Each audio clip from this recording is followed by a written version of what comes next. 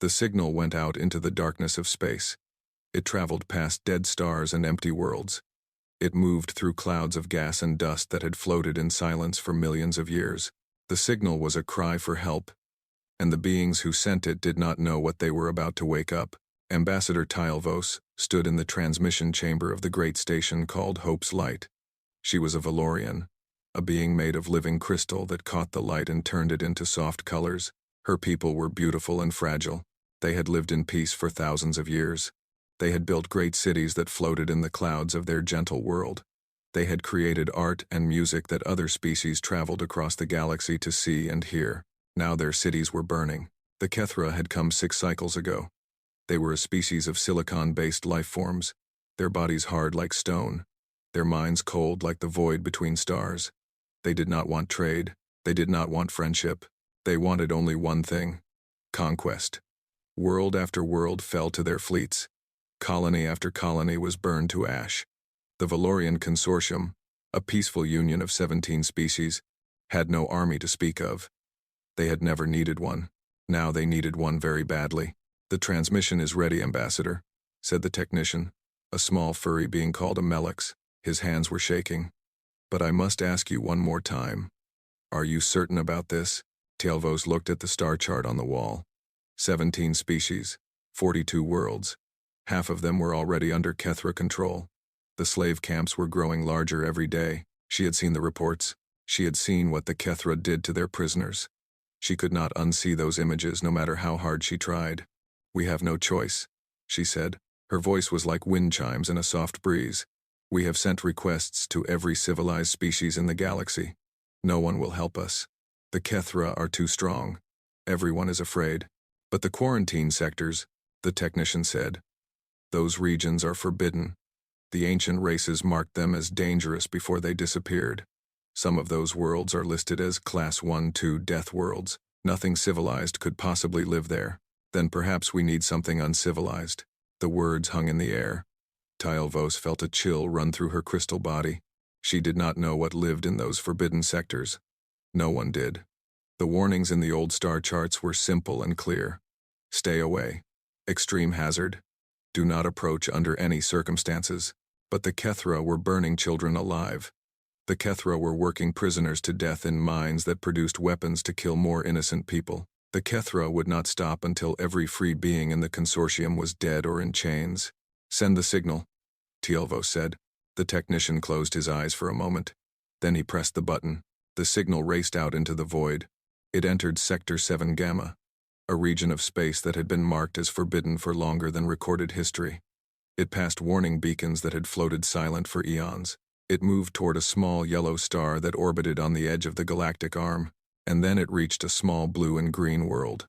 A world covered in liquid water. A world with an atmosphere filled with a highly reactive gas called oxygen. A world with gravity strong enough to crush most civilized species flat. A world where water fell from the sky as rain, where the ground shook with earthquakes, where massive storms of wind and lightning could destroy entire cities. A world called Earth.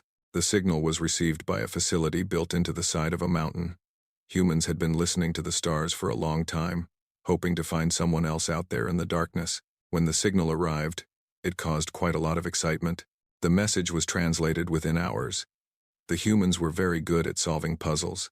When they understood what the message said, the excitement changed to something else. Something harder. Something older. Something that had lived in the human heart since the first human ancestor had picked up a rock to defend its family from a predator. The response went out 3 days later. In the transmission chamber of Hope's Light, Tylvos waited. She had not eaten. She had not slept. She had simply stood there, watching the screen, hoping for something. Anything. When the response came, she almost collapsed. "We are receiving a transmission," the technician said. His voice was shaking. "From Sector 7 Gamma. From the Class 1-2 Death World. Show me." The screen lit up. Tylvos saw something she had never seen before. A face. 2 eyes. Forward-facing like a predator. A mouth with flat teeth in front and sharp teeth in back. Skin that was soft and vulnerable. With no armor. No scales. No protective crystal. The being looked weak. It looked fragile. But its eyes. There was something in its eyes that made Tylvos take a step backward. The being spoke. The translation came a moment later. This is Admiral James Morrison of the United Earth Defense Force. We have received your distress signal. We have reviewed the information you provided about the Kethra Dominion and their actions against civilian populations. There was a pause. The human's jaw tightened. Something moved behind its eyes. Something dangerous. We have some questions, the human continued. The Kethra. Are they the ones burning civilian colonies? Are they the ones running slave camps? Are they the ones killing children? Tielvo stepped forward. Her voice was barely a whisper. Yes, all of this is true. We have evidence. We have recordings. The Kethra do not hide what they do. They are proud of it. Another pause. The human looked away from the screen for a moment. When it looked back, something had changed in its face. The softness was gone. What remained was hard and cold and absolutely certain. We're on our way. Hold the line. The transmission ended. Tielvo stood in silence for a long moment. The technician was staring at the blank screen with his mouth hanging open. What did we just do? He asked. I do not know, Tielvos admitted. But I believe we are about to find out. 3 weeks later, the first human ship arrived. It came through the relay gate near the consortium's capital world. Every sensor in the system locked onto it immediately. Tielvos was in the command center when the readings came in, and she did not understand what she was looking at. This cannot be correct, said the sensor operator. The ship's hull is made of iron and steel. The engines appear to be powered by controlled nuclear explosions. There is no shielding against cosmic radiation. The life support systems are primitive beyond belief. How do they survive? Tielvos asked. I do not know.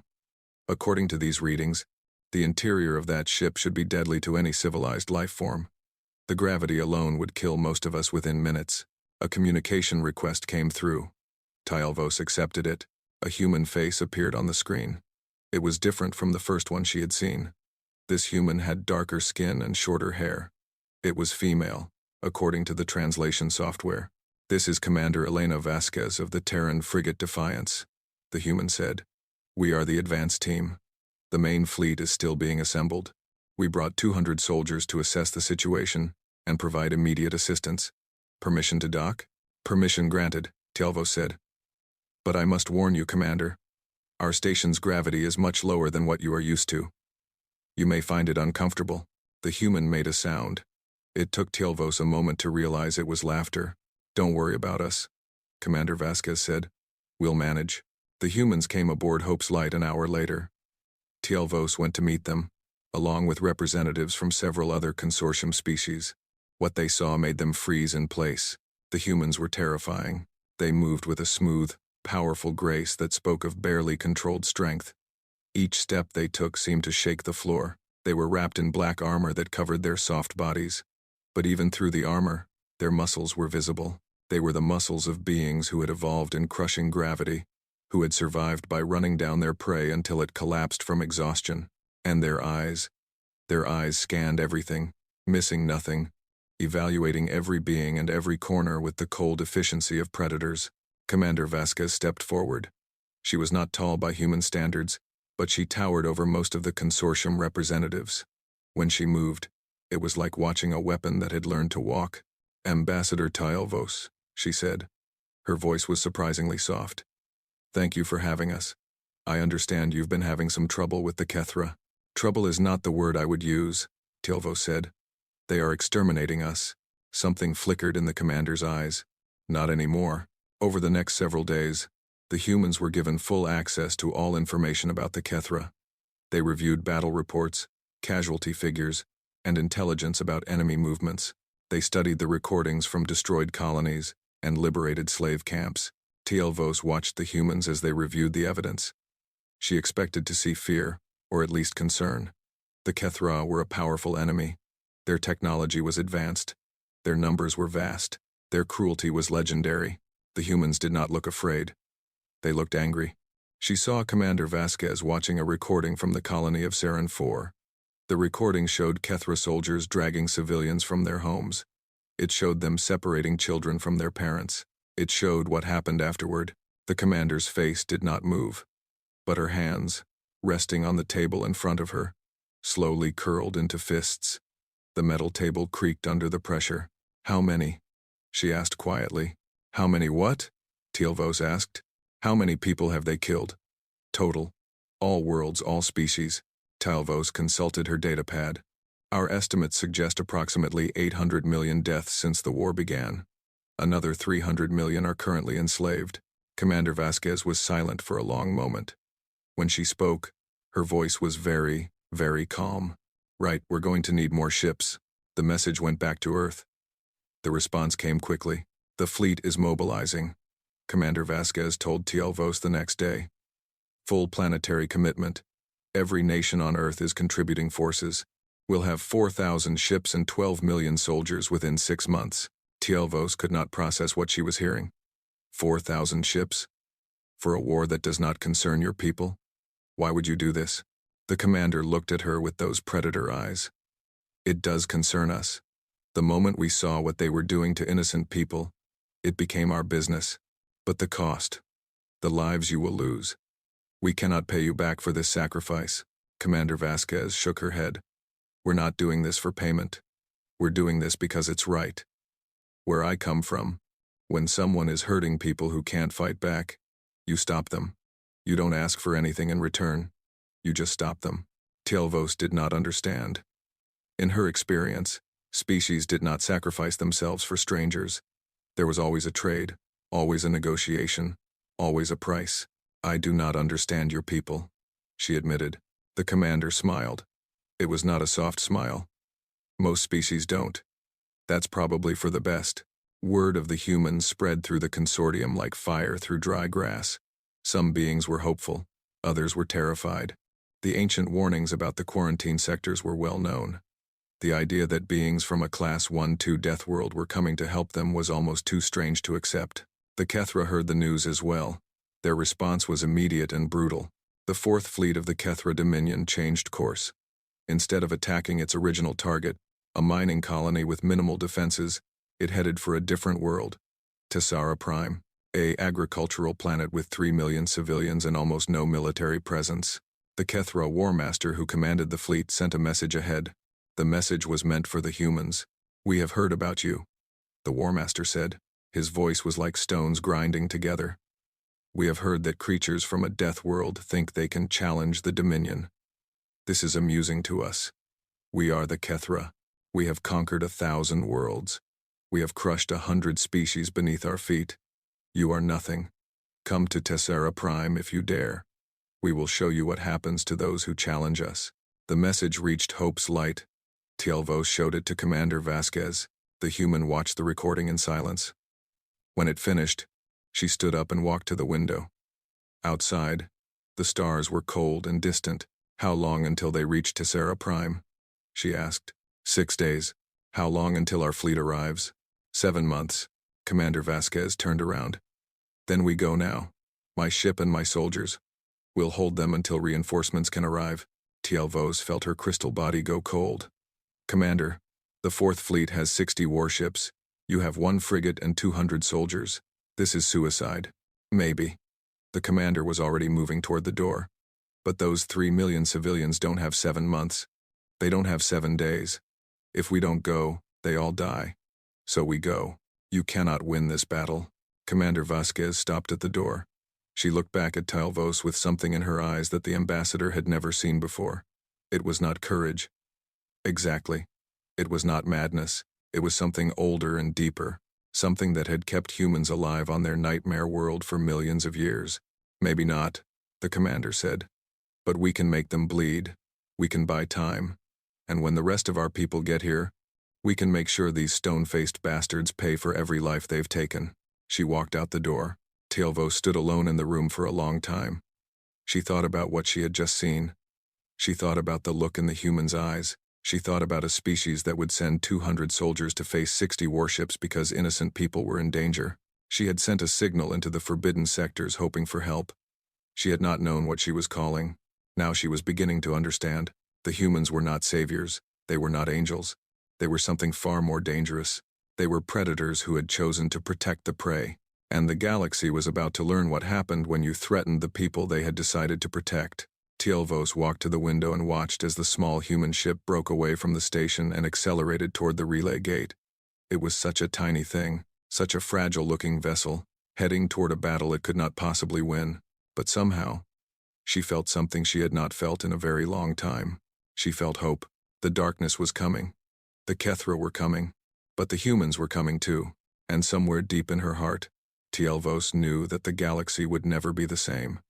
The frigate Defiance dropped out of hyperspace above Tessara Prime with its engines burning hot and its weapons already charging. Commander Elena Vasquez stood on the bridge and looked at the world below. Green fields stretched across the continents. Rivers sparkled in the sunlight. 3 million innocent people were down there, going about their lives, not knowing that death was coming for them. Not if she could help it. Status report, she said. The Kethra fleet will arrive in approximately 18 hours. Lieutenant Chen reported from the tactical station. 60 vessels confirmed. 12 heavy cruisers. 30 destroyers. 18 support ships. Enemy ground forces estimated at 50,000 soldiers. Vasquez nodded. The numbers were bad. Very bad. 1 frigate against 60 warships. 200 soldiers against 50,000. Any sane commander would have turned around and run. But sanity was overrated. Time to reinforcement? She asked. Nearest consortium patrol is 3 weeks away. Our main fleet is still 7 months out. Then we have 18 hours to get ready. Vasquez turned to face her officers. They were young, most of them, young and scared, and very far from home. But they were human, and that meant something. Get me a channel to the planetary government, and start preparing the drop pods. We're going down there. The governor of Tessara Prime was a Valorian named Sereth. When the communication came through from the human ship, he did not know what to expect. What he saw was a small human female with hard eyes and a calm voice. Governor Sereth, Commander Vasquez said. I am Commander Elena Vasquez of the United Earth Defense Force. The Kethra 4th Fleet is on its way to your world. They will arrive in 18 hours. My ship and my soldiers are here to help you defend your people. Governor Sereth felt his crystal body tremble. Commander, I have seen the reports about your species. I am grateful for your offer. But you have 1 ship. The Kethra have 60. How can you possibly help us? We're going to make them fight for every inch of ground. Every building. Every street. We're going to make this invasion so painful that they'll think twice about ever doing it again. Vasquez leaned forward. But I need your help. I need you to start evacuating civilians from the major population centers. Get them into the countryside, into the mountains, anywhere away from the cities. Can you do that? Yes. Yes, we can do that. But what about you? What will you do? We're going to dig in and wait for them. When they come, we'll be ready. Governor Sereth looked at the human on his screen. He saw something in her eyes that he had never seen in any being before. It was certainty. Not hope, not bravery, but absolute, unwavering certainty. You know you cannot win, he said softly. You know you are going to die. Commander Vasquez smiled. It was a strange smile, sad and fierce at the same time. Everyone dies, Governor. What matters is what you do before that happens. Now start moving your people. We don't have much time. The next 18 hours were chaos. Human drop pods fell from the sky like metal rain. 200 soldiers hit the ground around the capital city of Tessara Prime and immediately went to work. They dug trenches. They built walls. They set up weapon emplacements and laid traps in every street and alley. The Valorians watched in amazement. The humans worked without rest, without food, without stopping. Their bodies moved with incredible efficiency, carrying loads that would have crushed any other species. They communicated with short, sharp sounds and quick hand signals. They worked together like parts of a single machine. Private First Class Marcus Cole was one of those soldiers. He was 23 years old, born in a small town in Texas, and he had never seen an alien before this mission. Now he was digging a trench on another world, getting ready to fight an enemy that outnumbered him 250 to 1. He should have been scared. He was scared. But underneath the fear, there was something else. Something hot and hard and angry. He had seen the recordings from the slave camps. He had seen what the Kethra did to prisoners. He had seen children crying for parents who would never come back. No, that was not going to happen here.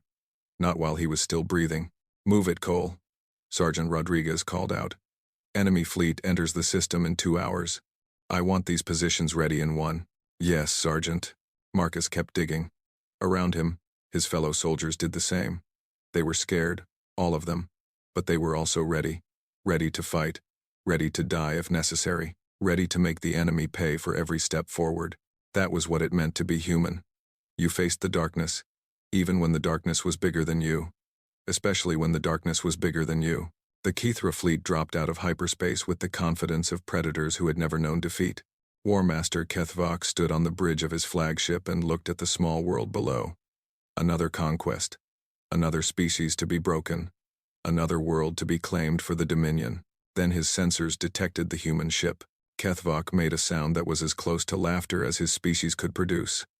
One ship. The Deathworlders had sent one ship to face his fleet. Either they were stupid, or they were insane. Destroy it, he ordered. Then begin the planetary bombardment.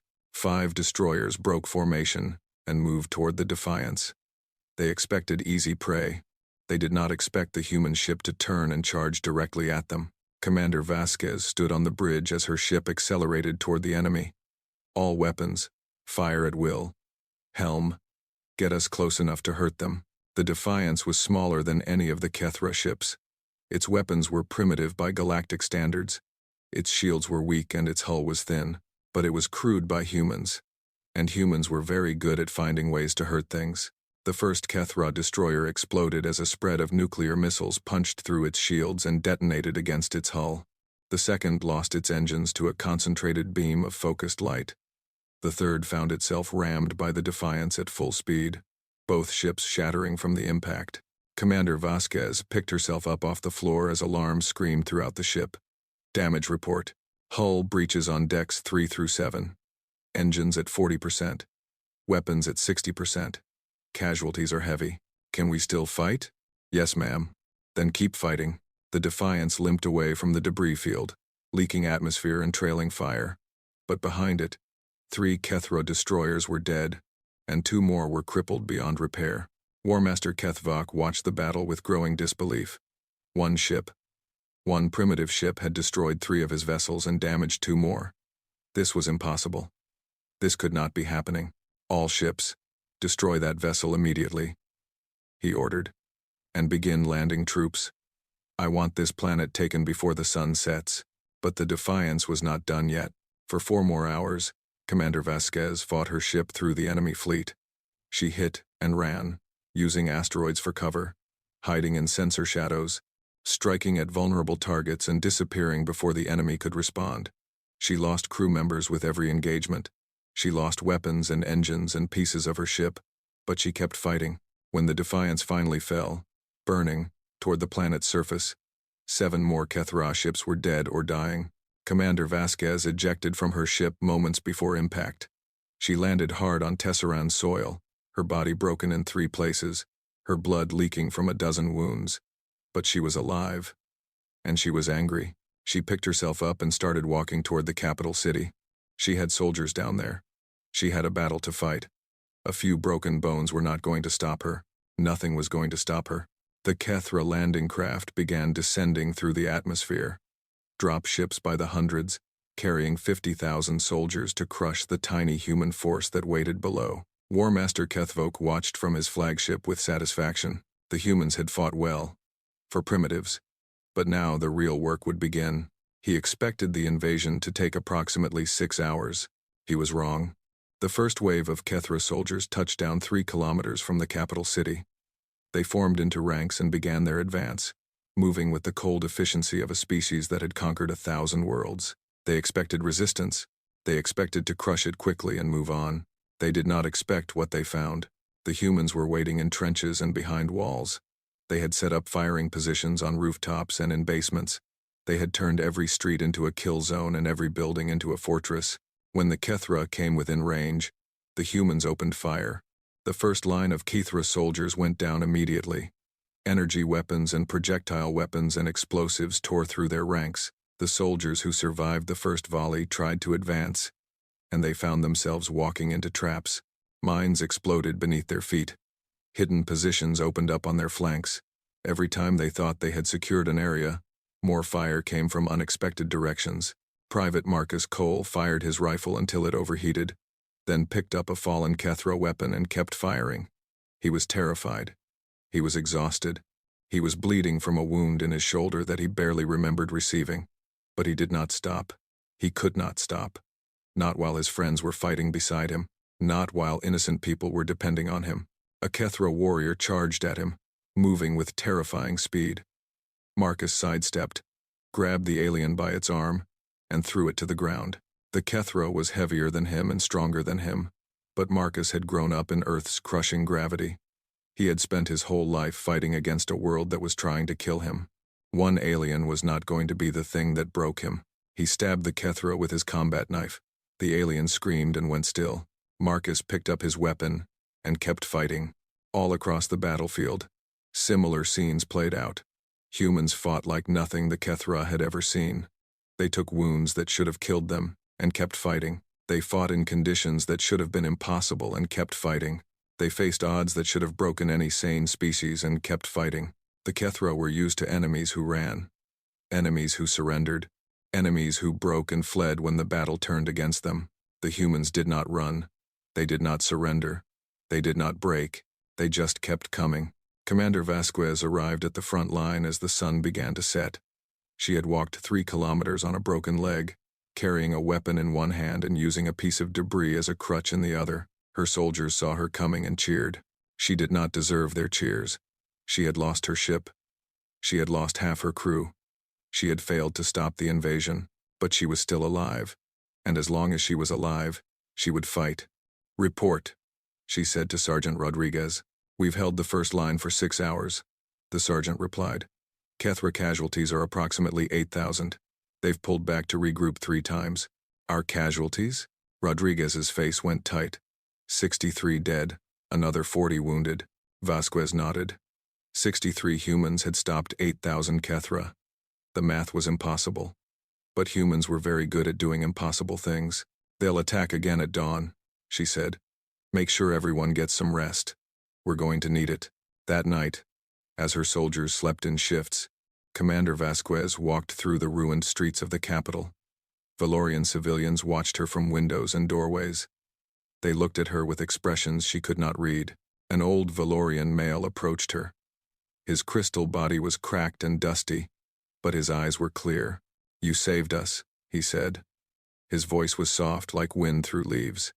"You came here knowing you would die, and you saved us." "We haven't saved anyone yet," Vasquez replied. "The battle isn't over, but you came. No one else came. No one else was willing to die for us. Why? We are strangers to you. We are nothing to you. Why would you sacrifice yourselves for us?" Vasquez looked at the old Valorian for a long moment. She thought about Earth. She thought about her family back home. She thought about all the reasons she had enlisted, all the reasons she had volunteered for this mission. "Because it was the right thing to do," she said finally. "Because where I come from, you don't stand by while innocent people are being hurt. You help them. You protect them, even if it costs you everything." The old Valorian's eyes filled with something that might have been tears. "Your people are strange," he said. "But I think perhaps the galaxy needs strange people." Dawn came too soon. The HFY attacked with everything they had. Wave after wave of soldiers crashed against the human lines. The fighting was brutal and close and bloody. Humans died. HFY died. The streets ran with blood and coolant and alien fluids. But the humans held. They held through the morning. They held through the afternoon. They held as their ammunition ran low and their numbers shrank. They held because they did not know how to do anything else. On the second day, Commander Vasquez lost her right arm to an enemy blade. She wrapped the stump, picked up a pistol with her left hand, and kept fighting. On the third day, Private Marcus Cole carried 3 wounded soldiers to safety under enemy fire. He was shot twice in the process. He survived. On the 4th day, the humans were down to 73 soldiers. They had killed over 20,000 HFY. On the 5th day, War Master Kethvok ordered his remaining ground forces to withdraw. He stood on the bridge of his flagship and looked at the reports. 32,000 casualties, 4 days of fighting, and the humans were still holding their positions. He did not understand. This was not possible. No species fought like this. No species took these kinds of losses and kept fighting. These beings were from a death world, yes, but they were still made of soft meat and fragile bones. They should have broken. They should have run. They should have done anything except stand their ground and fight to the last breath. But they had not broken. They had not run. They had simply looked at his army and said, "No, you will not pass," and they had meant it. "War Master," one of his officers said, "we are receiving a transmission from the human commander." "Show me." The screen flickered. Commander Vasquez appeared. She was covered in blood and dirt. Her right arm was gone. Her face was pale from loss of blood. But her eyes were still burning with that terrible fire. "War Master," she said. Her voice was hoarse but steady. "I hear you're thinking about leaving. Good choice. But before you go, I want you to know something." She leaned forward, and her eyes seemed to pierce through the screen. "This was just 200 of us. There are 8 billion more on our home world, and every single one of them saw what you did to those colonies. Every single one of them is angry. We're coming for you. All of us. And when we find you, we're going to make you pay for every innocent life you've taken." She smiled. It was a terrible smile. The smile of a predator who had cornered its prey. "So run, War Master. Run as fast as you can, because the Deathworlders are awake, and we're very, very hungry." The transmission ended. War Master Kethvok stood in silence for a long moment. Then he turned to his navigation officer. "Set course for Dominion space," he said. "Maximum speed." The Fourth Fleet turned and fled. Down on the surface of Tessera Prime, Commander Elena Vasquez watched them go. She was dying. She knew that. Her body had given everything it had, and there was nothing left. But she had held. Her soldiers had held. 3 million civilians were safe. Sergeant Rodriguez appeared beside her. He was wounded too. Badly. But he was still standing. "They're running," he said. "We did it. We did it." Vasquez agreed. She looked up at the sky, where the enemy ships were disappearing into the darkness. "Send a message to Earth. Tell them what happened here. Tell them the enemy is real and they can be beaten. Tell them." She paused. Her vision was getting dark. But there was one more thing she had to say. "Tell them we're going to need more ships. A lot more ships." She collapsed. Sergeant Rodriguez caught her and lowered her gently to the ground. Commander Elena Vasquez died at sunset, surrounded by her soldiers. She was 34 years old. She had saved 3 million lives. Word of the Battle of Tessera Prime spread across the galaxy. The story seemed too strange to be true. 200 beings from a death world had faced an army of 50,001. They had fought with primitive weapons and impossible courage. They had taken wounds that should have killed them and kept fighting. And when it was over, the Kethra had run. The Valorian Consortium began to hope. The Kethra Dominion began to fear. And on a small blue world in a forbidden sector of space, 8 billion humans heard what had happened to their people. They heard about the colonies that burned. They heard about the children in slave camps. They heard about Commander Vasquez and her 200 soldiers who had died so that strangers could live. And something old and terrible woke up in the human heart. The factories began to run. The shipyards began to build. The soldiers began to train. A species that had spent centuries fighting itself finally found a common enemy. The Deathworlders were going to war, and the galaxy was about to learn what that meant. Earth had never been a united world. For all of its history, humans had divided themselves into tribes and nations. They had fought wars over land and resources and ideas. They had built walls between themselves and called the people on the other side enemies. All of that changed in one day. The news from Tessera Prime reached Earth on a Tuesday morning. Every screen on the planet showed the same images. Commander Vasquez and her 200 soldiers. The battle against impossible odds. The victory that cost them everything. And the recordings from the Kethra colonies. The slave camps. The burning cities. The children screaming for help that never came. By Tuesday afternoon, old enemies were shaking hands. By Wednesday, nations that had not spoken in decades were making plans together. By Thursday, the factories that had been silent for years were roaring back to life. Admiral Chen Wei-Lin watched the transformation from his office in the United Earth Defense Force headquarters. He was 73 years old, a veteran of Earth's last great war, a man who had seen the best and worst of his species. He had thought he would retire in peace, spending his last years teaching young officers and writing his memoirs. Now he was commanding the largest military mobilization in human history. General Morrison, his second in command, entered the office with a datapad full of reports. "The numbers are in, Admiral. Every nation on Earth has committed forces. We're looking at 4,000 ships and 12 million soldiers within 6 months. Chen nodded slowly. What about the factories? Running at full capacity. The old shipyards in orbit are being reactivated. New designs are being approved every day. The engineers are working around the clock. Morrison paused. Sir, I've never seen anything like this. Countries that were threatening each other with war last month are now sharing military secrets and manufacturing capacity. It's like the whole planet just decided to stop fighting itself, because we found something worth fighting together. Chen stood up and walked to the window. Outside, he could see the lights of the city, millions of people, going about their lives, trusting that their military would protect them. Did you see the recordings from those slave camps? Yes, sir. What did you feel? Morrison was quiet for a moment. Anger. The kind of anger that makes you want to burn something down. Now multiply that by 8 billion. Chen turned back to face his general. That's what we're working with. That's what we're going to unleash on the Kethra. They made a terrible mistake. They thought we would be easy prey. They thought we would break and run. They didn't understand what they were waking up. And what is that, sir? Chen's eyes were hard and cold. The thing that makes us human. The thing that lets us push through pain and fear and impossible odds.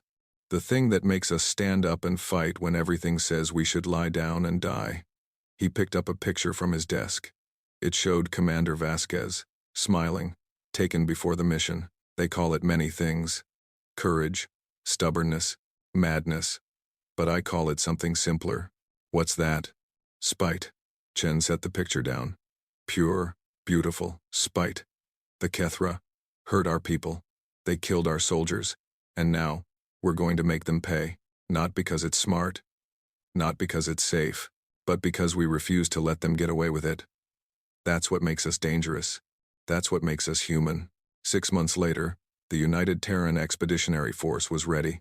4,000 ships gathered at the edge of human space. They were not elegant vessels. They were not graceful or beautiful.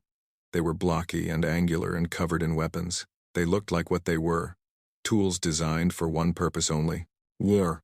12 million soldiers waited in those ships. Men and women from every nation on Earth. They had trained together, fought together, learned to trust each other. They were not the same people who had enlisted 6 months ago. They were harder now, sharper, ready for what was coming. Admiral Chen stood on the bridge of his flagship, the Unconquered. It was the largest ship ever built by human hands, a massive vessel nearly 2 kilometers long, bristling with weapons that could crack planets. It was not a subtle ship. It was not meant to be. All ships report ready, Admiral, his communications officer said. Then let's not keep our hosts waiting. Chen looked at the star chart in front of him. The relay gate to Consortium space glowed blue on the display. All ships. This is Admiral Chen. We are about to enter Allied territory. Remember why we're here. Remember what they did to our people. Remember Commander Vasquez and the 200. He paused, letting his words sink in. We didn't start this war, but we're going to finish it. Not for glory, not for conquest, but because innocent people are suffering, and we have the power to stop it. That's what we do. That's who we are. Now let's go remind the galaxy why you don't hurt the people we care about. The fleet moved forward as one. 4,000 ships, carrying 12 million soldiers, heading into a war that was not their own, because it was the right thing to do. Ambassador Tyelvos was waiting when the human fleet arrived. She had not left Hope's Light in 6 months. She had spent every day coordinating the consortium's defenses, managing the evacuation of threatened colonies, trying to hold together an alliance that was falling apart from fear. When the human ships came through the relay gate, she wept. She was not alone. Across the station, beings of a dozen species stopped what they were doing and stared at the screens. The human fleet filled the space around the station, ship after ship after ship pouring through the gate in an endless stream of metal and fire. By the ancient stars, whispered a Melix technician. There are so many of them. 4,000 ships, Tyelvos said. Her voice was barely audible. 12 million soldiers. They sent their entire military to help us. Why? The technician turned to look at her. We are strangers to them. We cannot pay them for this. Why would they do this? Tyelvos remembered her conversation with Commander Vasquez, all those months ago. She remembered the look in the human's eyes when she talked about protecting innocent people. Because it is who they are, she said. Because they cannot stand by while others suffer. Because they are from a world that tried to kill them every day, and they survived by refusing to give up. That stubbornness, that refusal to accept defeat, it is part of them. It is what makes them human. A communication request came through. Tielvos accepted it. Admiral Chen appeared on the screen. He was older than Commander Vasquez had been, his face lined with age and experience, but his eyes were the same. That same hard, determined fire. Ambassador Tielvos, he said. I am Admiral Chen Weilin, commander of the United Terran Expeditionary Force. We are here to help. Admiral, Tielvos had to stop and compose herself. I do not have words. What you have done, what you are doing, it is beyond anything we could have asked for. We're just keeping a promise. Your people called for help. We answered. Chen's expression softened slightly. I understand you knew Commander Vasquez. Yes, she was. Remarkable. I had never met anyone like her. She was one of us. And she died protecting your people. We're here to make sure that sacrifice meant something. Chen straightened. Now, I need everything you have. On Kethra positions, fleet movements, and defensive capabilities. We have a war to win. Over the next several weeks, the human fleet began its campaign. They did not fight like the consortium expected. The consortium believed in defensive positions and careful retreats. They believed in preserving resources and minimizing casualties. They believed in fighting only when victory was certain. The humans believed in none of these things. They attacked Kethra supply lines and burned them. They found enemy command centers and destroyed them. They located occupied worlds and liberated them. They did not retreat when the odds turned against them. They did not stop when they took casualties. They just kept coming. Private Marcus Cole was part of one of those liberation missions. He had survived the Battle of Tessera Prime with 2 bullets in his chest and a medal he did not feel he deserved. Now he was a sergeant, leading a squad of soldiers who looked at him like he was some kind of hero. He did not feel like a hero. He felt like a man who had a job to do. The planet was called Veth 4, a mining world that the Kethra had conquered 3 years ago. The population had been put to work in the mines, digging out resources to fuel the Dominion's war machine. Thousands had died from overwork, starvation, and brutality. When Marcus and his squad landed, they found the slave camps exactly where intelligence had said they would be. Tall fences, topped with energy barriers, guard towers with automated weapons, prisoners shuffling through the dirt, their bodies broken by years of abuse. Rules of engagement are clear, Marcus told his soldiers. Any Kethra who surrenders gets taken prisoner. Any who don't, we put down. Our priority is getting those civilians to safety. Questions? What if they use the prisoners as shields? One of his soldiers asked. Then we find another way. We're here to save people, not get them killed. Marcus checked his weapon. Let's move. The assault took 30 minutes. The human soldiers hit the camp from multiple directions, overwhelming the guards before they could organize a defense. The Kethra tried to fight back, but they were not prepared for the speed and ferocity of the attack. Marcus shot 2 guards and disabled a third with his bare hands. He moved through the camp like a force of nature, clearing buildings and securing prisoners. By the time the last Kethra fell, not a single civilian had been harmed. The prisoners stared at the humans with expressions of disbelief. They were Valorians, mostly, their crystal bodies dull and cracked from years of labor. They had lost hope long ago. They had accepted that they would die in these mines. And then, the Deathworlders had come. An old Valorian male approached Marcus. He moved slowly, his body barely functional after years of abuse. But his eyes were clear. You came, he said. His voice was barely a whisper. They told us no one would come. They told us we had been forgotten. Marcus knelt down so he could look the old man in the eyes. You weren't forgotten. It just took us a while to get here, but we're here now. And we're not leaving until every one of you is safe. The old man reached out and touched Marcus's face. His fingers were cold and brittle. What kind of beings are you? What kind of species travels across the galaxy to save strangers? We're human, Marcus said simply. It's what we do. Scenes like this played out across the galaxy. Human soldiers landed on occupied worlds and tore the Kethra from their positions. Human ships hunted enemy vessels and destroyed them without mercy. Human commanders found weaknesses in Dominion defenses and exploited them ruthlessly. The Kethra had not expected this. They had conquered species before. They had broken worlds and enslaved populations. They knew how to crush resistance and stamp out hope. But the humans did not fight like other species. They did not follow the rules that the Kethra understood. They did something far more dangerous. They gave hope to the conquered peoples. On world after world, the humans taught the former slaves how to fight back. They showed them how to build weapons from scrap metal and turn everyday objects into tools of war. They trained resistance fighters and supplied them with weapons and ammunition. The message spread like fire through dry grass. The Deathworlders had come. The oppressors could be beaten. Freedom was possible. Uprisings began on dozens of worlds. Slaves who had accepted their fate for years suddenly found the courage to resist. They sabotaged mining equipment and attacked guard posts. They hid refugees and passed information to the human fleet. They fought back. The Kethra Dominion had held its empire together through fear. Now that fear was directed at something else entirely, and fear was not enough to hold back the tide. Admiral Chen watched the strategic display in his command center. The map showed Kethra territory as red, Consortium territory as blue, and liberated worlds as green. 6 months ago, the red had been spreading. Now it was shrinking. Latest reports, Admiral, General Morrison said. We've liberated 47 worlds. Enemy fleet losses are approximately 2,000 vessels. Ground forces losses exceed 300,000. Our losses?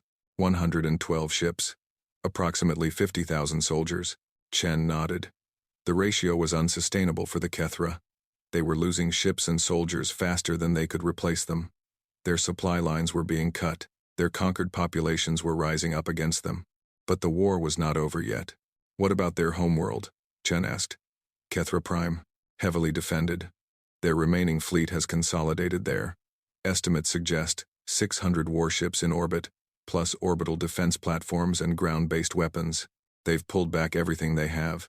They're getting ready for a last stand. Yes, sir. And our intelligence suggests they're mobilizing every able-bodied citizen for the defense. They're preparing for us. Chen stood up and walked to the map. He looked at the red dot that marked Kethra Prime. The heart of the enemy. The source of all this suffering. We didn't come here just to win some battles, he said quietly. We came here to end this. Once and for all. As long as the Dominion exists, there'll be a threat. They'll rebuild. They'll rearm. And in 100 years, they'll do this all over again to some other innocent species.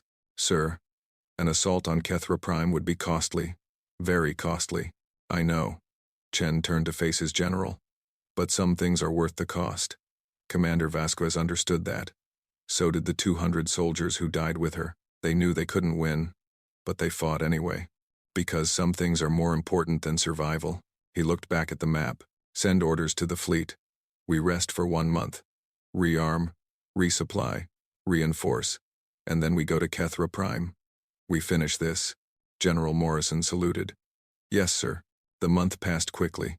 Ships were repaired and restocked. New soldiers arrived from Earth to replace those who had fallen. The human fleet, battered but unbroken, prepared for the final battle. Ambassador T.L. Vos came to see Admiral Chen before the fleet departed. She stood in his office, her crystal body shimmering with nervous light. Admiral, she said, I must ask you something. The battle ahead will be terrible. You will lose many of your people. Why do you continue? You have already done more than we ever asked. You have liberated dozens of worlds. You have saved millions of lives. Why risk everything in one final assault? Chen considered the question for a long moment. Then he spoke. When I was a young officer, my grandfather told me a story. He said that when he was a boy, there was a terrible war on Earth. Millions of people were killed. Cities were destroyed. The world almost ended. And when it was over, people said, never again. They said they would never let something like that happen again. He paused, but it did happen again. And again. And again. Because people forgot. They got comfortable. They convinced themselves that evil was far away and wouldn't touch them. And every time, innocent people paid the price. He turned to face the ambassador. We're not going to make that mistake here. We're not going to leave the Kethra Dominion intact and hope they'll change. We're going to tear it down. Root and stem. And we're going to make sure that the galaxy remembers what happens to those who prey on the innocent. Tealvos looked at him with something that might have been wonder. Your species is terrifying. she said softly. Yes, Chen agreed. But only to those who deserve it. To everyone else, we're the best friends you could ask for. He looked out the window, where his fleet was gathering.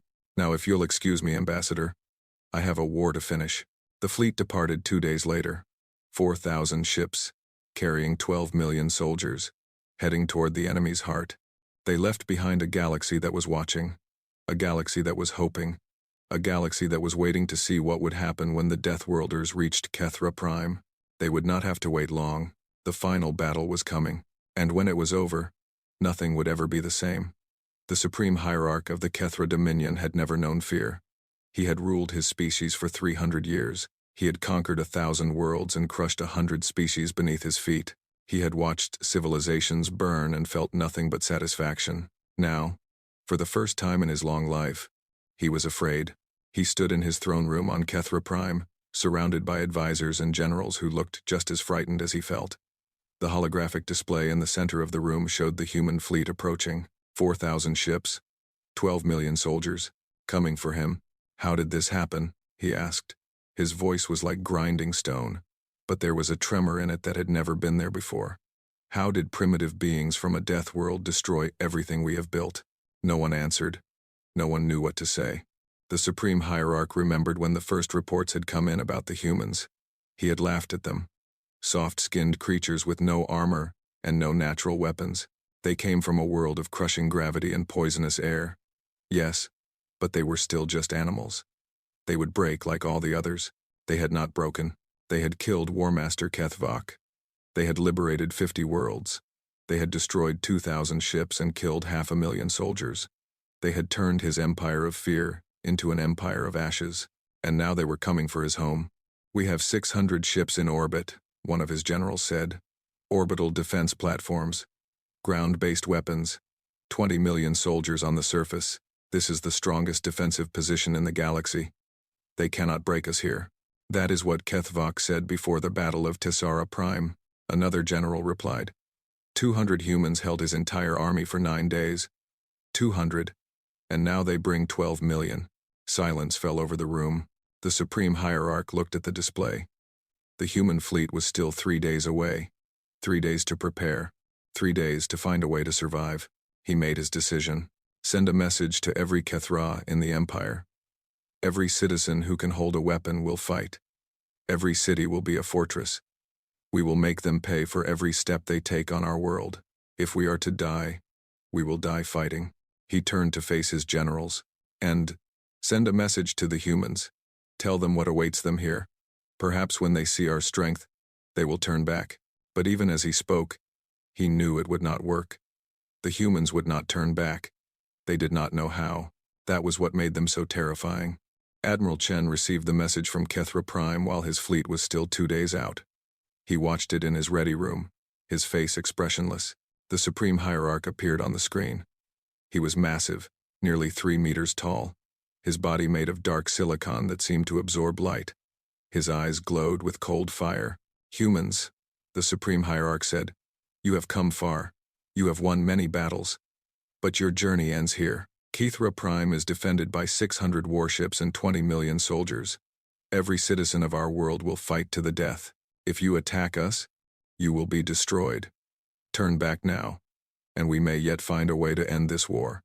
Continue, and you will find only death. The message ended. General Morrison looked at Admiral Chen.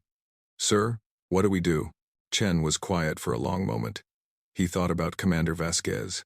He thought about the 200 soldiers who had died at Tessara Prime. He thought about the billions of innocent people who had suffered under Kethra rule. Then he pressed a button and began recording his response. Supreme Hierarch, I have received your message. I understand your warning. And I am going to explain to you, very clearly, why it does not matter. He leaned forward. We are not here because we want glory. We are not here because we want territory. We are here because you hurt people who could not fight back. You burned colonies and enslaved children and killed innocents by the billions. You thought the galaxy would let you get away with it. You were wrong.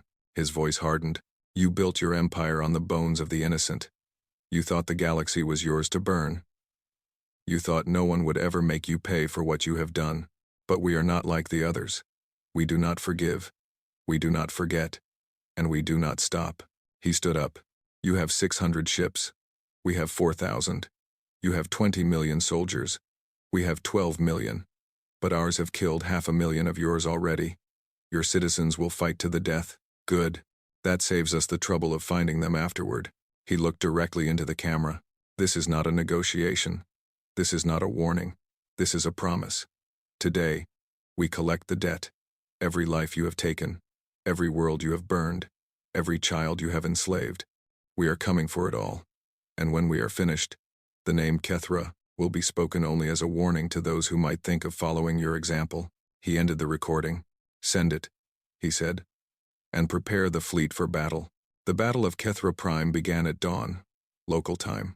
The human fleet dropped out of hyperspace in perfect formation. 4,000 ships arranged in a wall of metal and fire. The Kethra defenders opened fire immediately, filling space with energy beams and missiles and projectiles. Admiral Chen watched the battle unfold from the bridge of the Unconquered. Ships exploded around him. Alarms screamed. Officers shouted orders and damage reports. It was chaos. It was hell. It was beautiful. All ships, advance, he ordered. Target their command vessels first. Break their leadership and the rest will follow. The human fleet surged forward. They did not try to avoid enemy fire. They did not maneuver for better positions. They simply drove straight at the enemy like a hammer falling on an anvil. The first Kethra defensive line broke within an hour. The second line held for 3 hours before it collapsed. The third line, anchored by the massive orbital defense platforms, took 2 full days to crack. Human ships died by the hundreds. Thousands of soldiers perished in the vacuum of space. But the humans did not stop. They could not stop. On the third day, Admiral Chen ordered the drop pods deployed. 10 million human soldiers fell toward Kethra Prime like a metal rain. They hit the surface in waves, crashing into enemy positions before the defenders could react. The fighting began immediately. And it did not stop. Sergeant Marcus Cole was among the first to land. His pod came down in the middle of a Kethra defensive position, killing 3 enemy soldiers with the impact alone. He was out and fighting before the dust settled, his rifle spitting fire, his squad following close behind. The Kethra homeworld was nothing like the colonies Marcus had liberated. Here, everything was rock and metal. The cities were carved into the stone itself, massive structures that had stood for thousands of years. Every building was a fortress, every street was a kill zone, and every Kethra citizen was armed and ready to die. Marcus had fought the Kethra many times before. He knew how they moved, how they thought, how they died. But he had never seen them fight like this. They were desperate, they were terrified, and that made them more dangerous than ever. "Contact left," one of his soldiers shouted. "Multiple hostiles, building across the street, suppressing fire," Marcus responded. "Jensen, get me a grenade in that window. Everyone else, move on my mark." They fought their way forward, meter by bloody meter. For every step they took, they paid for it in blood. But they kept going. They had to keep going. The war would not end until the Supreme Hierarch was dead and the Dominion was broken. That was the mission. That was all that mattered. On the 4th day, human forces reached the outer walls of the capital city. On the 5th day, they breached those walls and began fighting through the streets. On the 6th day, the Supreme Hierarch received word that human soldiers were approaching his palace. He stood in his throne room and watched the reports come in. His fleet was gone. His orbital defenses were destroyed. His army was dying in the streets. Everything he had built, everything he had conquered, was falling apart around him. And still the humans kept coming. He did not understand. He could not understand. No species fought like this. No species took these losses and kept pushing forward. The humans had lost over 1 million soldiers already. Their fleet had been reduced by half. They had paid a terrible price for every kilometer of ground. And they did not care. They just kept coming. "Hierarch," one of his guards said. "The inner defenses are failing. The humans will be here within hours. We should evacuate." "Evacuate to where?" The Supreme Hierarch's voice was hollow. "They will follow us wherever we go. They will never stop hunting us. That is what they do. That is what makes them monsters." He looked at his throne. He had sat in that chair for 300 years. He had ruled an empire that spanned 1,000 worlds. He had been the most powerful being in the galaxy. Now he was nothing. A prey animal, waiting for the predators to find him. No, he said quietly. I will not run. I will meet them here. Let them see that the Kethra do not hide from their enemies. He picked up his weapon, a blade that had been in his family for generations, and waited for the end. Admiral Chen watched the assault on the palace from a command post 3 kilometers away. The fighting was brutal. The Kethra were throwing everything they had at the human forces, making them pay for every room and every corridor. But it was not enough. It had never been enough. Sir, one of his officers said, we have a transmission from the surface. Sergeant Cole, put him through. Marcus Cole's face appeared on the screen. He was covered in blood and dirt, his armor cracked in a dozen places, but he was alive, and he was smiling. Admiral, we've breached the throne room. The Supreme Hierarch is dead. I killed him myself. Chen closed his eyes. After everything that had happened, after all the death and sacrifice and suffering, it was over. The war was won. Well done, Sergeant. What's the status of your unit? Marcus's smile faded. We started with 40 soldiers, sir. There are 7 of us left. 7 out of 40. Chen felt the weight of those numbers in his chest. 33 soldiers, dead on a world that was not their own, fighting for people they had never met. Make sure their names are recorded, Chen said.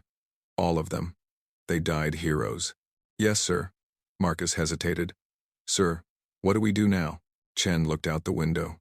Across the city, fires were burning. The sounds of battle were fading as the last Kethra defenders surrendered or died. The war was over, but the work was just beginning. Now we build something better, he said. Now we make sure this never happens again. The surrender came 3 days later. The remaining Kethra leaders, those who had survived the battle, gathered in the ruins of the palace to sign the terms. Admiral Chen was there, along with Ambassador Tealvos and representatives from a dozen species that the Kethra had conquered. The terms were simple. The Kethra dominion was dissolved. All conquered peoples were freed. All slaves were liberated.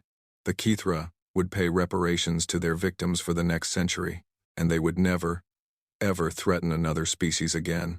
The Kethra leader who signed the document was a young female who had taken power after the Supreme Hierarch's death. Her name was Kethira, and she looked at Admiral Chen with something that might have been hatred, or might have been fear. You have destroyed everything we built, she said. You have killed millions of our people. Was it worth it? Chen met her eyes. You built your civilization on slavery and genocide. You killed billions of innocent people and called it progress. What we destroyed needed to be destroyed. What we killed was killing others. He leaned forward. I don't expect you to understand. I don't expect you to forgive us. But I do expect you to remember. Remember what happened here. Remember what we are capable of. And remember that if you ever threaten innocent people again, we will come back. And next time, we will not be merciful. Kethira said nothing. She signed the document and walked away. The war was over. But for Marcus Cole and the millions of other humans who had fought in it, the scars would last forever. He stood in the ruins of the capital, looking at the bodies of his fallen friends. 33 soldiers. Gone. They had families back on Earth, who would never see them again. They had dreams that would never be fulfilled. They had futures that would never happen, and he was alive. Somehow, against all odds, he was still breathing. A Valorian child approached him. She was small and fragile, her crystal body dim and dusty. She had been a slave in the palace, freed when the humans arrived. Are you one of the Deathworlders? She asked. Her voice was soft, like wind through leaves. Yes, Marcus said. I am. You came a long way to help us. Yeah, I suppose we did. The child looked up at him with eyes that had seen too much suffering for someone so young. Why? It was the question everyone asked. The question that Marcus had asked himself 1,000 times during the war. Why were they here? Why had they come? Why had they sacrificed so much for strangers? He knelt down so he could look the child in the eyes. Because someone was hurting you, he said. And where I come from, that means you fight. Even when it's hard. Even when it's dangerous. Even when you know you might not come back, you fight. Because that's what makes us human. The child was quiet for a moment. Then she reached out and touched his face. The same gesture the old Valorian had made on Tessera Prime all those months ago. Thank you, she said. Thank you for coming. Marcus felt something break inside him. All the pain, all the loss, all the death he had witnessed over the past year. It all came crashing down at once. He pulled the child into a hug, holding her gently, afraid he might break her fragile body. "You're welcome," he whispered. "You're welcome." Above them, the sky was clearing. The smoke was beginning to fade, and somewhere, far away, a small blue world continued its endless journey around a yellow star. Earth, home, the place where monsters came from. The place where heroes came from too. The war was over. The Kethra Dominion had fallen. The galaxy would never be the same. But Marcus Cole, sergeant in the United Terran Expeditionary Force, did not think about any of that. He just held the child and let himself cry for the first time since the war began. He was alive. His friends were dead, and he would carry their memory for the rest of his days. That was the price of victory. That was the cost of being human. 1 year after the fall of the Kethra Dominion, the galaxy gathered to remember. They came from 100 worlds and 1,000 species. They filled the great assembly hall on Hope's Light until there was no room left to stand. They watched the screens and waited in silence as the ceremony began. Ambassador Tealvo stood at the center of the hall, her crystal body shimmering with colors that she could not control. She had written this speech a dozen times and thrown away every version. There were no words that could capture what had happened, no language that could express what the humans had done. But she had to try. 1 year ago, she began, her voice carrying through the silent hall. The Valorian Consortium sent a desperate signal into the forbidden sectors of space. We were dying. The Kethra were burning our worlds and enslaving our people, and no one would help us. We had lost hope. She paused, and then the humans came. The screens lit up with images. The Battle of Tessara Prime, the liberation of 50 worlds, the final assault on Kethra Prime, the faces of soldiers who had died so that strangers could live. They came from a world that should have killed them, a world of crushing gravity and poison air and endless danger. They had every reason to stay home, to ignore our call, to protect their own people. Instead, they crossed the galaxy to fight for ours. Her voice broke slightly. 2 million human soldiers died in this war. 2 million beings who gave their lives for people they had never met, for worlds they had never seen, for a cause that was not their own. And when it was over, when the Dominion had fallen and the slaves were freed, they asked for nothing in return. She turned to face the human delegation, seated in the front row of the assembly. Admiral Chen was there, his uniform covered in medals, his face weathered by a year of war. Beside him sat Sergeant Marcus Cole, who had become something of a legend among the liberated peoples, and in the seats behind them were representatives from every nation on Earth, united for the first time in human history. "We have debated long among ourselves about how to honor your sacrifice," Tealvo said. "We have considered monuments and holidays and titles, but in the end, we realized that none of these things would be enough.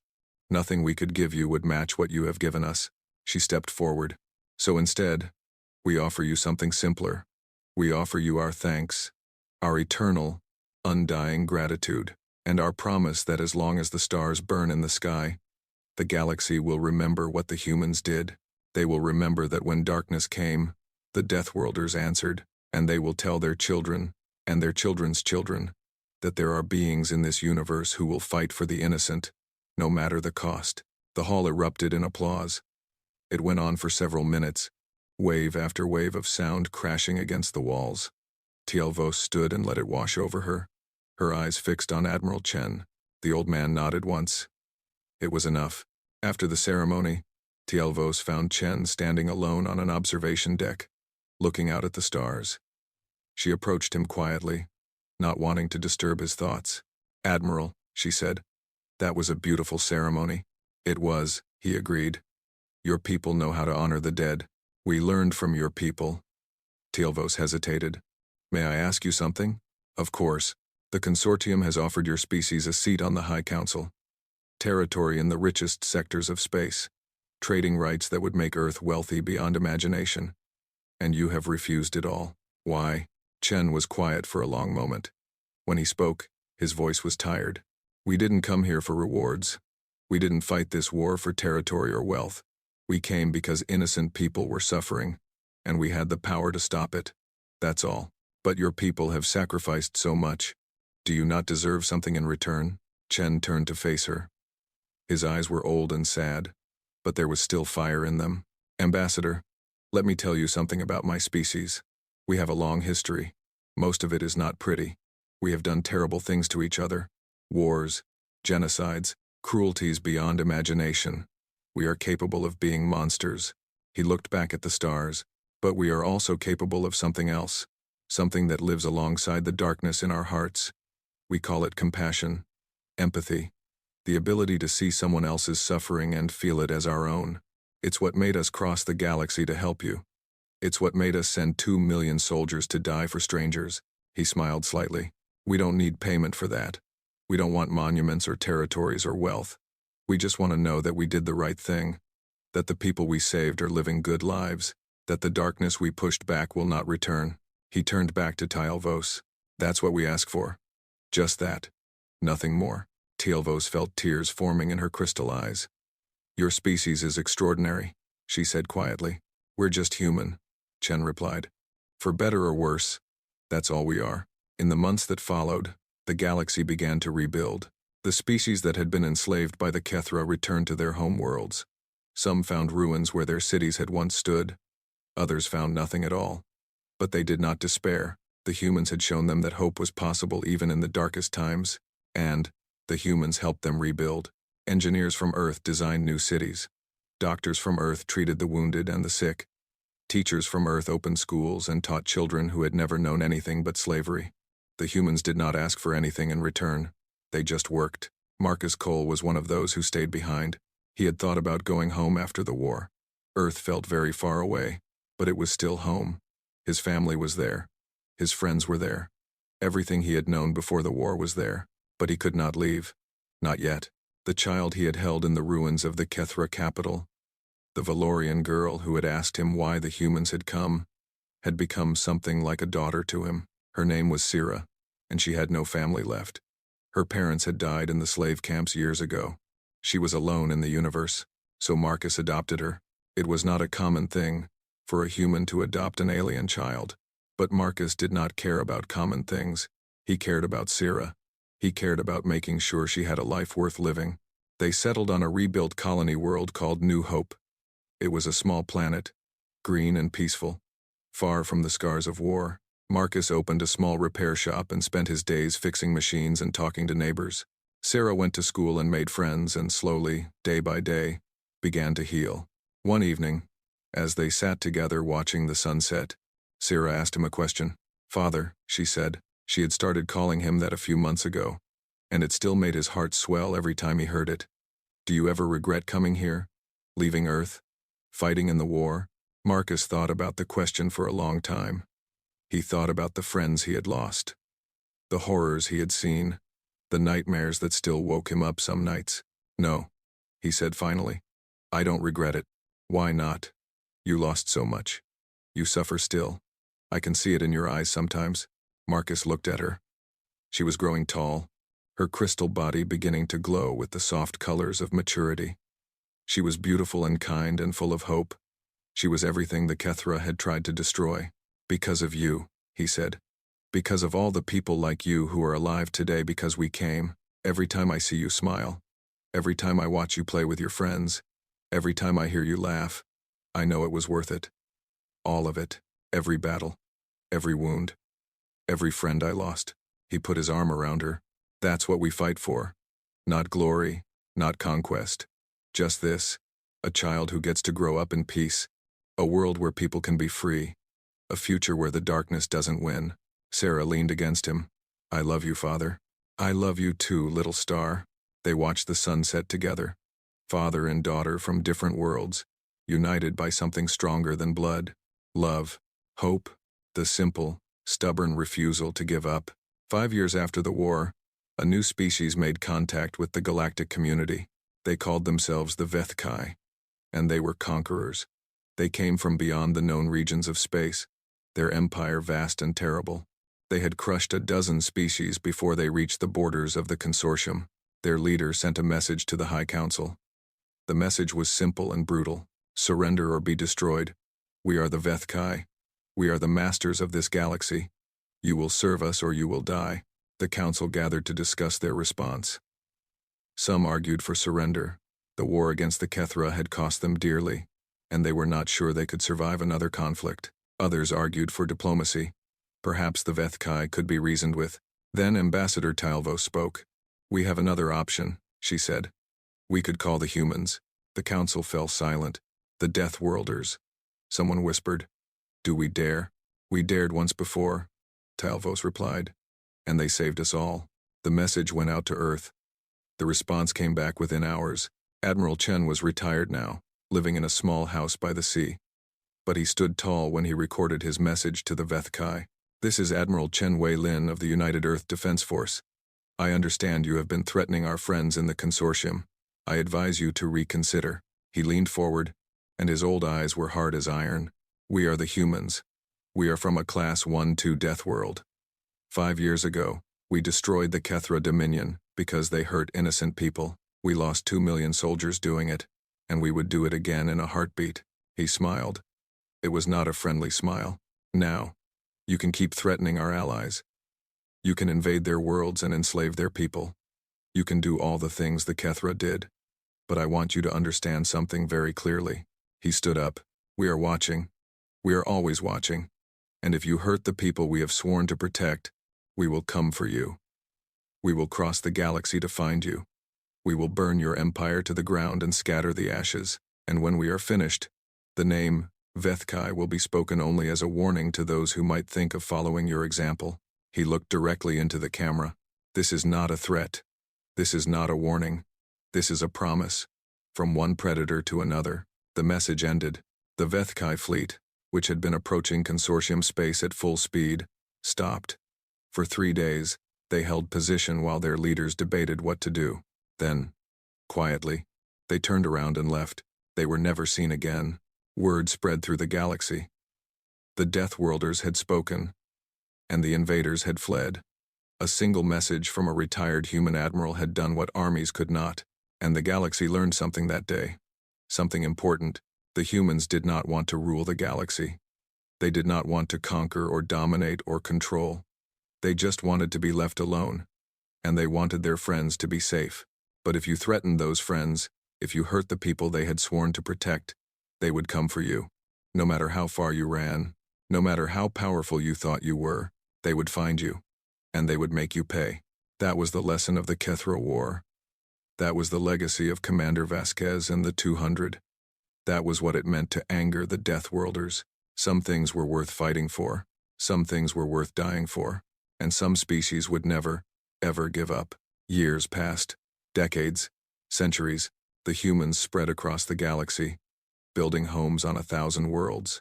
They made friends with countless species. They traded and learned and grew, but they never forgot who they were. They never forgot where they came from, and they never forgot the people they had promised to protect. On the anniversary of the war's end, every year without fail, beings from across the galaxy gathered to remember. They lit candles and said prayers and told stories of the Deathworlders who had come when all hope was lost. A new proverb spread through the stars, passed from generation to generation. Pray you never need the Deathworlders. But if darkness comes, pray they answer. And somewhere, on a rebuilt colony world called New Hope, an old human man watched the memorial ceremony on his screen. He was gray now, his body worn by age and old wounds, but his eyes were still kind. Beside him sat a Valorian woman in the prime of her life, her crystal body glowing with soft colors. She had children of her own now, half-human children who ran through the garden outside, their laughter carrying on the wind. "Grandfather," one of them called. "Tell us the story again. Tell us about the war." Marcus Cole smiled. It was an old smile, full of memories both painful and precious. "Come here," he said. "Sit down. Let me tell you about Commander Vasquez and the 200. Let me tell you about the day the humans answered the call." The children gathered around him, their faces bright with wonder, and Marcus began to speak. He told them about the signal that went out into the darkness. He told them about the Deathworlders who heard it and answered. He told them about battles fought and friends lost and a galaxy saved. He told them about what it meant to be human, to fight for the innocent, to protect the weak, to never, ever give up. And as the stars burned bright above them, the children listened with wide eyes, and they understood. This was their heritage. This was their legacy. This was what it meant to be descended from the beings who had answered the call, the Deathworlders, the humans, the species that had made the galaxy shake, and somewhere, in the endless darkness of space, other predator empires heard the old stories. They looked at their star charts, found the small yellow sun marked Sol, and remembered what had happened to the Kethra, what had happened to the Vethkai. They remembered, and they made a decision. They erased their invasion plans. They turned their fleets around. They left the humans and their allies alone, because some lessons only had to be taught once, and the lesson of the Deathworlders was written in fire and blood across the stars. Some worlds were not meant to be conquered. Some species were not meant to be prey, and when the humans marched to war, even the stars trembled.